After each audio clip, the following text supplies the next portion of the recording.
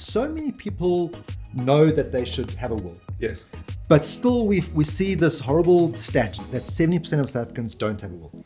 And so Whoa. 70% of people in South Africa... You're telling me that 70% of our viewers and listeners right now could be sitting in a position where they just don't have a will.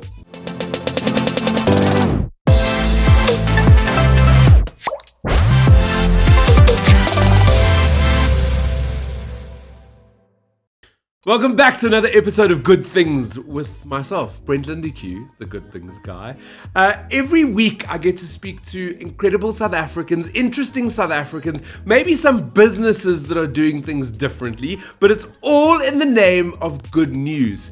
And in this episode, I've got Grant Fietze, the head of marketing for Capital Legacy, joining me in the hot seat. Before I introduce you properly, he has a couple of years of experience. I was going to give the number away, and then right before we went on air, I was like, where is it now? Is it 10? So we're going to go, he's got a good amount of experience in the marketing field, both in South Africa and the UK. And he's really passionate about protecting South Africans by having their wills in place. Grant, welcome back. Thank you very much. Thanks for having me. Yeah, this is actually the third year that we've worked together.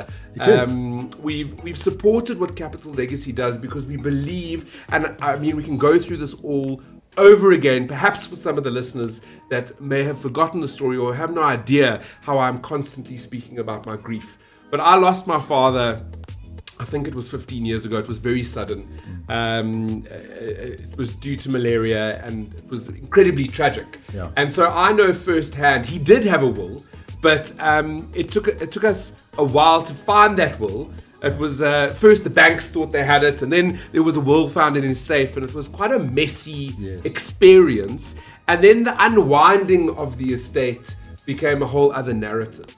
And that's something that we spoke about in the last podcast, because that's a reality when it comes to wills, right? Even with a will, it's a traumatic process. Yes, absolutely. And so now, in 2025, yes, in our third year of sort of talking about the good work you do, you've come out with the most ridiculous advert I think I've ever seen. And it's all about don't die in an awkward position. Yes. Can you tell us a little bit more about it? So yes, it is. It's a brave campaign. It really is a brave campaign. And you know, when we were thinking about this, we thought, you know what? So many people know that they should have a will. Yes. But still, we see this horrible stat that 70% of South Africans don't have a will. And so, whoa. 70% of people in South Africa. You're telling me that 70% of our viewers and listeners right now could be sitting in a position where they just don't have a will. Exactly. I've been in presentations where I've asked people, show of hands, who doesn't have a will? 70% of people put their hands up. Most people, though, say, I know I need it, I just haven't got around to it. Because isn't it because we think we're going to live forever? That's exactly right. It's like a thing where we're like, yeah, I know I need to get to that. It's on my to-do list, but not today. I'll get round to it. Statistically, we all have a 100% chance of dying. Sounds funny, but it's true. And yet we delay. And so we decided to create this campaign that was going to stand out. We wanted to really engage people and get them talking. Now, we've done in the past, we've had a couple of campaigns in the past where we've had fighting families and things like that, and people have spoken about it, but we really wanted to up the ante and start the conversation around, I just need to get my will done. And not, I know I need to get it done, go out and actually do it. So what sorts of I mean, if you're going to not die in an awkward position, what sorts of campaign material did you creatively craft? So what we thought, you know, death happens to us all, and there's some interesting stories around how people die. And we started to dig, and some of these stories are stranger than real life. You know, it's unbelievable. And so it's always difficult talking about death. So we needed to find an interesting, engaging way to talk about unique ways of dying. And we came up with a whole lot of scenarios. In fact, we've got about 30 scenarios. We've launched nearly 10 now. Yeah. And they are fascinating. They are honestly fascinating. But the key message is that most of these scenarios obviously were not planned. weren't expected, and a lot of people were in the prime of their life. Yeah. And these are the people that were thinking about getting their wills done one day, probably, and life happens or death happens. So I'm smiling because some of them are funny. And, Yes. and I love how you've taken such a serious thing, such a traumatic thing, Yeah. such a thing that we're all, it is traumatic. Yeah. And you've put a spin on it that can bring a smile or a laugh to a very scary, sad time. Yeah. Yeah. What are some of those ways, awkward ways to die? Interesting scenarios. We have a scenario of, and each one we've given names. So we've put a name to it, and I'll forget some of the names, but we have Dean, the golf enthusiast. So we're sitting on a golf course here right now, and those golf enthusiasts who, when the storm sirens are going, they're saying just one more hole, and Dean gets struck by lightning. Unfortunately, in Joburg, it happens every year. That's a reality. It happens all the time. We've got a DIY bungee jumper who decided that he's going to do his own bungee jump, but his cords were too long. Hit the deck, gone. We've got guys that think they can do DIY and cut down trees, and it doesn't go well. So there's some interesting scenarios, funny scenarios, and it might make people smile and laugh a little bit. But I think the key thing is that they're almost relatable. They're not so fantastical that you think, oh, that could never happen. You can almost relate to it, and even if it's not in your own life, you can almost relate to someone else that We've got I think his name is Chad, the gym rat, who decided he's gonna triple his personal best, and it didn't go well for him. We all know that gym rat that just pushes too hard. I know I don't look like it, but I'm an athlete. You're a gym rat. I'm a gym rat. You're the gym rat. I'm a gym rat. And pushing that PB. And so these are scenarios where we want people to go, you know what, I could see that happening, and I need to contemplate my own mortality, and maybe I actually just need to go and get this thing done. That's the end result. That's what we're wanting to achieve. Okay, so the whole point of the campaign, the point of this discussion, and the reality is that you do need a will. Yeah. But for someone sitting listening to this or watching this and they're going, yeah, I get it. I totally relate. I play golf, or I like cutting down my trees, or whatever that is. Yeah. Why do you need a will? What is that important bit about needing a will? Yeah. So as you said, your dad passed away, and even with the will, it was a complicated process. Yeah. I think a lot of people don't understand what actually happens when you pass away. We all understand that if you've got life cover, that's going to pay out, that's going to cover some debts, hopefully take care of the car and the credit cards and things like that. But what does it actually mean to wind up an estate? To wind up someone's life is a complicated process. And that process normally takes anywhere from 6 months, if it's really quick, up to 2.5 years. We've got to close down banks, we've got to sort out SARS, we've got to transfer properties, we've got to deal with businesses and partners and buy and sell agreements. We've got to deal with family, we've got to deal with inheritances, and often these days people's lives are complicated. They've got new families and girlfriends and property overseas and investments overseas. Consolidating all of that and making sure it passes to the right people takes some time.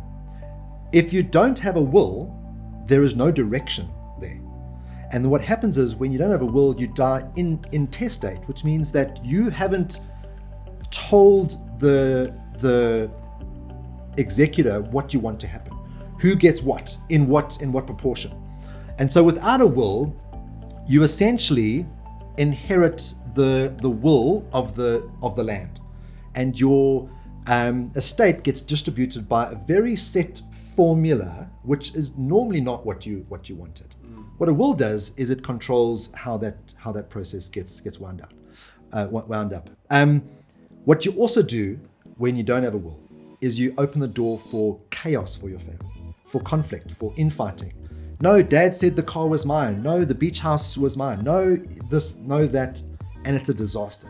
You're already dealing with one of the most stressful things you'll ever deal with: death. I think public speaking, podcasts, and death are... You can't put that in there. This is easy. This is easy. Some of the most stressful things. Yeah. And on top of dealing with the death, just the emotional trauma of it, to have layers and layers of admin and confusion just is not a situation that you want for your family. Absolutely, and I've seen it within myself and with friends, and it happens even with the will. There's chaos, and even when there's not that much to be divided, whether it's just, I don't know, some shoes and some jewelry or something, there is that chaos that does land in a person's lap.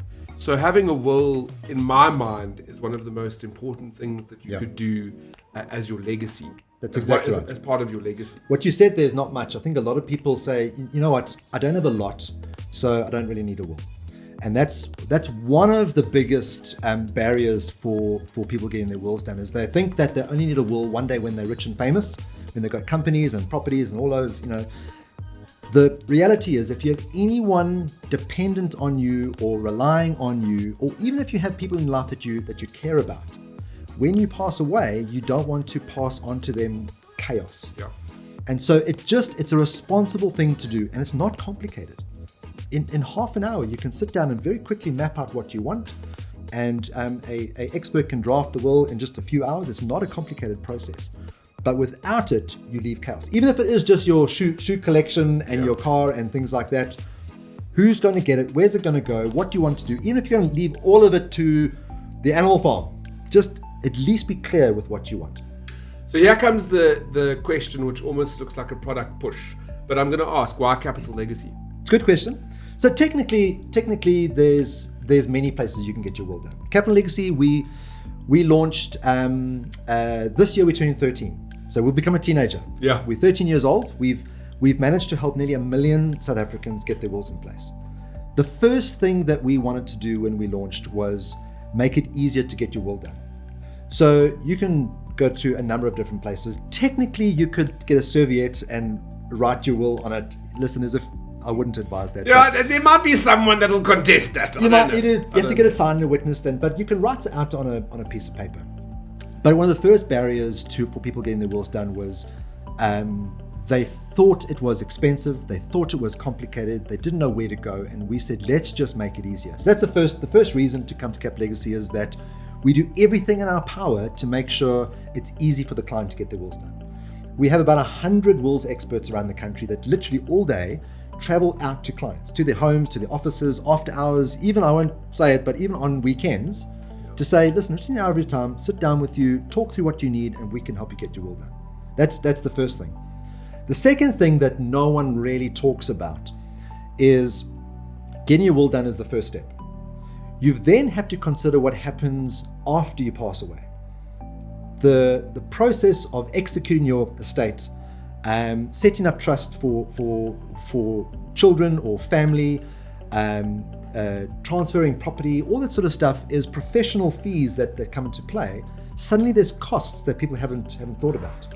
And so the second thing that we do is we indemnify all those costs, which is just a fancy way of saying that we can cover all of those costs. So families don't have to suddenly figure out where they're getting 10, 20, 30, up to 100,000 rands worth of fees to get the process started. In fact, a lot of estates stumble at that point because there's cash flow issues.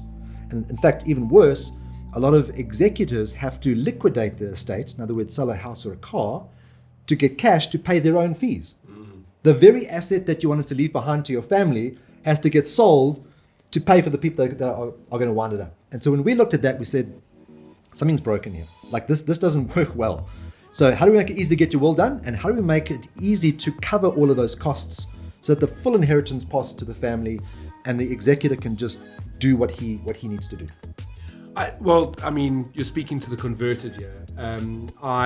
We've been working together and talking about what Capital Legacy does for 3 years because it is important to me, because I've been in a situation, and so having a will might be the most important thing you do today.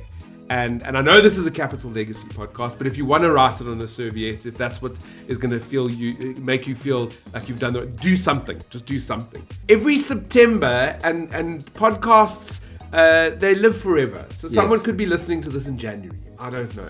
But every September is incredibly important as well on the calendar because there's a Wills Week, which is very important. And the way that I see it, right?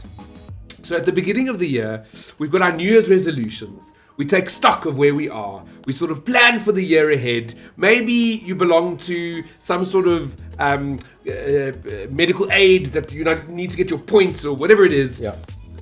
September is when you got to do it for your wills.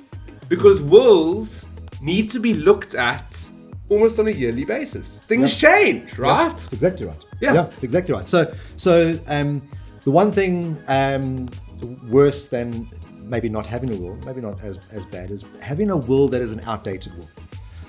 That's Soviet. Yeah, that's Soviet. But also people's life circumstances changed. Married, divorced, kids, businesses, all that sort of stuff. We've had numerous cases where in the industry, someone's gotten remarried, haven't updated their will, and their old will left everything to the ex-wife. Talk about an awkward situation. Yeah, that's an awkward situation. Yeah, that happens a lot, actually, because it's admin that people don't think about. And so several years ago, the Law Society of South Africa launched the National Wills Week, which is not as exciting as National Bride Day, but National Wills Week. And about 5 years ago, we said, you know what, let's make it Wills Month. And so Capital Legacy, we've made it Wills Month. And so for the whole month of September, we talk about the stuff that people don't talk about. Listen, we talk about it all year, but we just raise the volume during September. During September. All right, so for those 70%, so 30%, congratulations. Thank you for doing your will. Well done. If it's September, relook at it.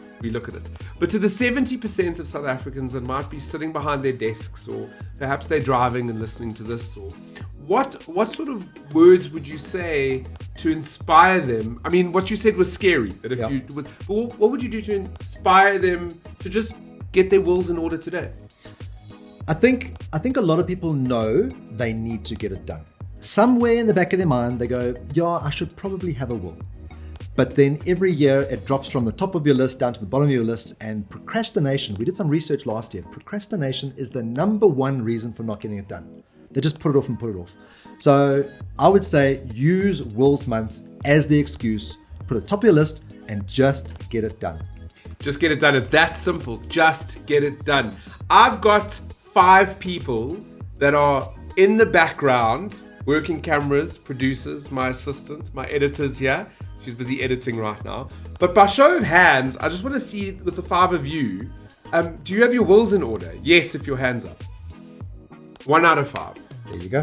1 out of 5. So it is a reality. I hope you've all learned something today, just as much as I have. Grant, it's been amazing having you on the podcast. Thank you so much for sharing such important information. I know you love what you do because it is changing lives, but the work you do is important, and we appreciate you. Thank you very much. Thank you very much. Before you go, where do people go if they want more information about Capital Legacy? It's easy. Just Google Capital Legacy, or go to www.capitallegacy.co.za and then just pop a note through to us. There's a form there. Pop a note, and we will call you back. Thank you for that. Our editors are quite fantastic, so they'll put it underneath while you're talking. Love it. You can literally do that. Should I point? So great. Thank you so much for tuning in on another incredible episode. Please remember to like, share, subscribe. You got to do that as well to keep following all of the good things. We've got so many great interviews with so many incredible people, and you can learn so many good things. As I say every week, I don't know, wishing you only good things and maybe, okay, love you, bye.